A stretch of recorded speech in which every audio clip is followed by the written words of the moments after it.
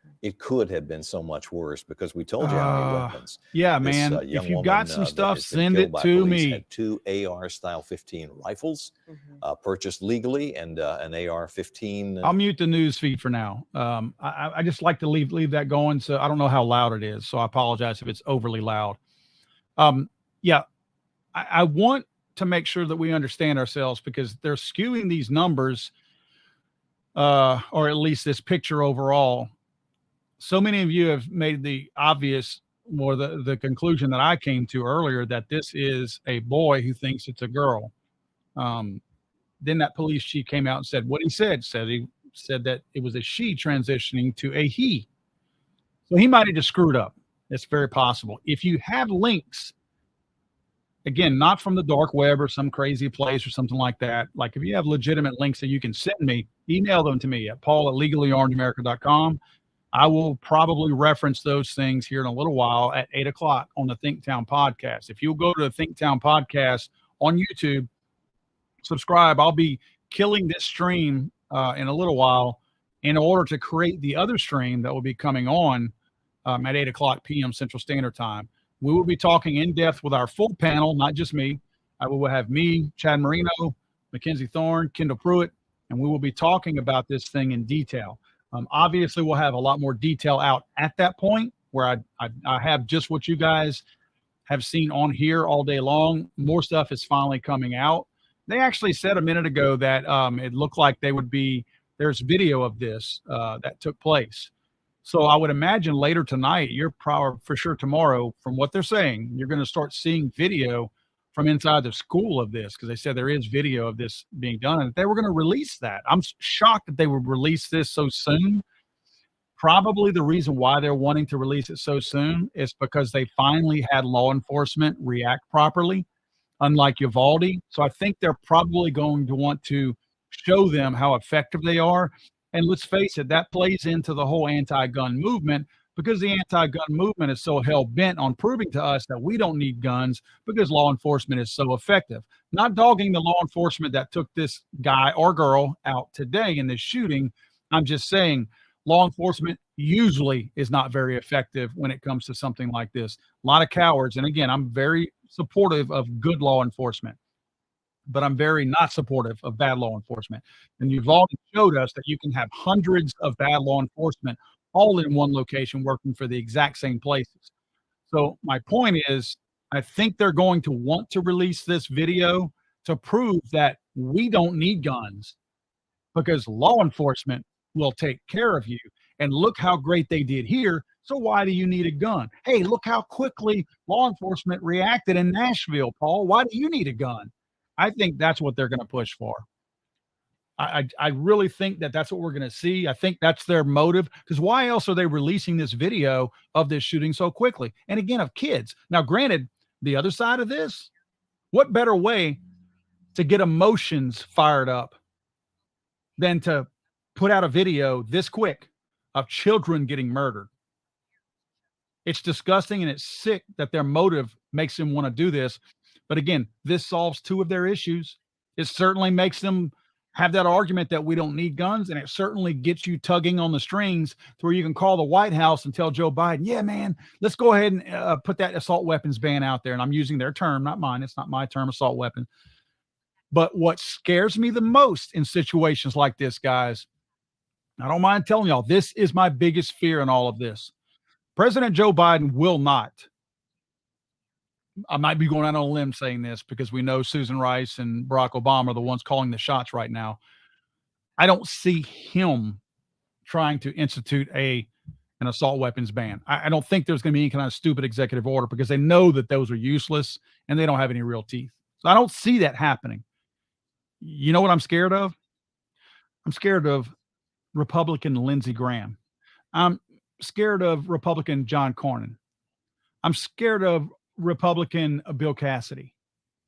I'm scared of those guys. Those are the guys who will act on emotion.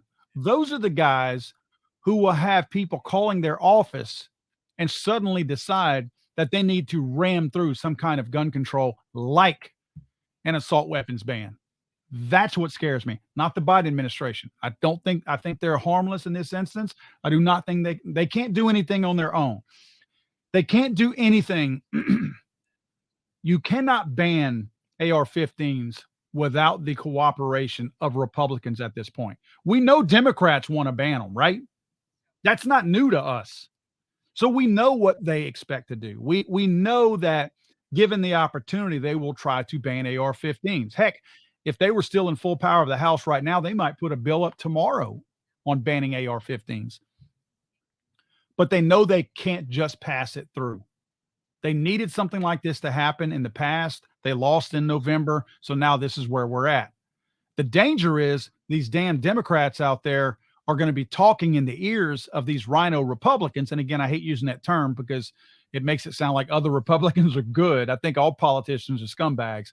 But nevertheless, these fake Republicans who claim they're Second Amendment supporters are going to be the ones whose phones are going to be ringing off the hook, because guess why? You just had children get shot. And now we're going to show a video tomorrow. You don't think that this is being done for political reasons? Hey, guys, let's get that video out as quick as possible. Let's get it out there because information is still coming out about this shooting. If we can show some dead kids in a hallway, we might be able to get in the ear of some of these fake Republicans out there and get them to flip. So now we can enact some kind of stupid new assault weapons ban. Just saying, guys, do not trust these people. Krabby McCrabface, no matter the confused true sex, the church and parents who sent their children to that school should be calling it out from the roofs. You're damn right they should be. You're exactly right. Exactly right. They're the ones that should be enraged by this.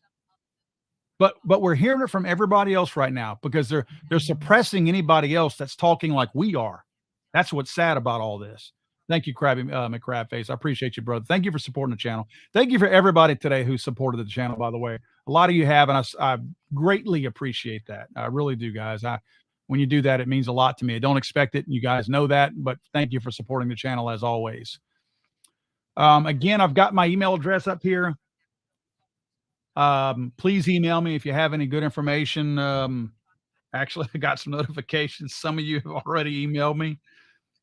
We got the best viewers in the freaking world here because a lot of you guys have sent me some great stuff.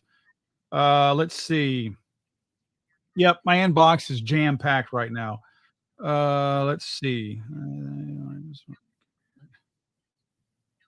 Hildy Howard sent me an email. Thank you. Deborah Parrish sent me an email. I'm going to check this one out also. And I'm cautious about what links I follow because I know that we have some anti-gun people out there that I'm on their radar, unfortunately. Okay, the one that Deborah Parrish sent me, all right? Deborah Parrish sent me one where it says, chilling details about Nashville shooter emerge, media trying to silence. This comes from Analyzing America, the website Analyzing America. The link is analyzingamerica.org.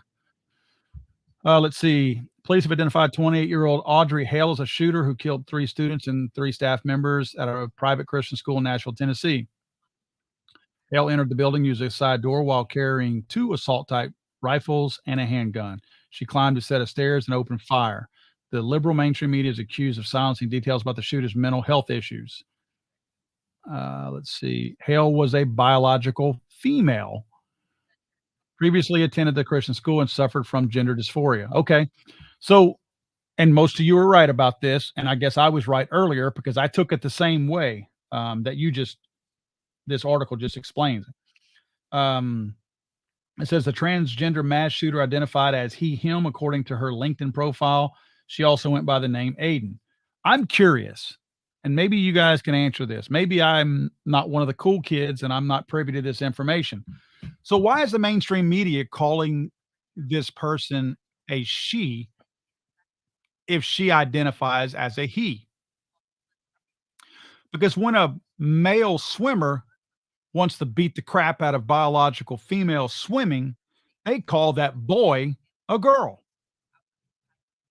Unwittingly, they just do it openly as if it's natural to them to call that a girl when clearly there's junk down there. This is a biological female, according to this, and I think a lot of us think that, but they're calling it a girl when it thinks it's a boy. Yeah. Dude, I'm just as confused as you, my brother. Grail05 says, damn, I'm confused. So now it's a female. Oh my gosh. What in the world? But yeah, I mean, that's thank you, Deborah, for sending that. I will, let me see. You know what? This is what I'm going to do. I'm going to grab this link. I'm going to go to the live stream on my phone and I'm going to post this link in there. so you guys can see it. I'm posting it right now. All right, there's the link, guys. So if you want to grab that link, that's what Deborah sent me. Thank you, Deborah, for sending that too, by the way. I appreciate you doing that. Interesting, very interesting, and a great freaking link. I mean, that's what I was looking for. A bunch of you other guys sent stuff to me. Gabriel Pelou or Pelau also sent one. Take a look at the pics in this story. It says, God bless you. God bless you too, Gabriel. Let's see. This one is from Daily Nation, Pakistan. Let me find the picture. Yeah, man. Gosh. This is tough. Thank you, Gabriel, for sending that link. I will share that link as well. LJ Scoville Brown sent me another link. Oh, yeah, you're right, man. That's right. Gosh. Okay. I got to be devil's advocate here, and I may have been spoken incorrectly a while ago. Again, LJ, thank you for sharing this. I will not show your email, by the way, but I do want to show this. LJ says this picture has an Adam's apple. It's the picture where I said it looks like a girl dressed like a boy. I think LJ might be right, unless that's just like a second chin, but I don't think it is because that would look skinny. So LJ might be right on this. Austin says New York Times stating biological female. Okay. Oh, okay. That's the New York Post. Nashville school shooter ID'd as Audrey Hale. Let me get down to it. Man, we're going to talk about this tonight. We're going to talk about this. This is kind of the danger of us allowing people to pretend to be something they're not. Not that this matters what the gender is, but it kind of does. Because psychologically speaking, it fits the normal, I don't know, demographic, if you will. One of you guys posted a while ago that 2% of mass shootings are done by females. Again, that has a lot to do with the chemical makeup psychologically of males versus females. Males have more of that aggression. It's more of a serotonin dopamine type thing. Let me get rid of this stupid ad that's about to pop up. Hopefully I can.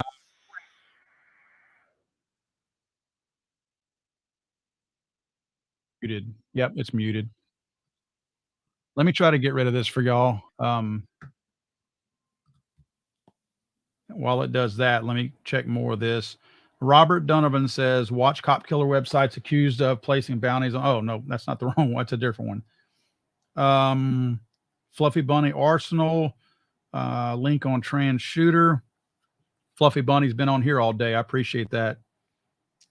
Okay. Come on, man.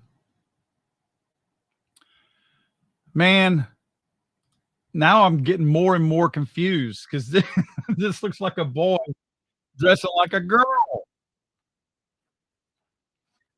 Fluffy Bunny sent this. You guys will probably recognize Fluffy Bunny has been on the live stream all day today, and I thank you for that.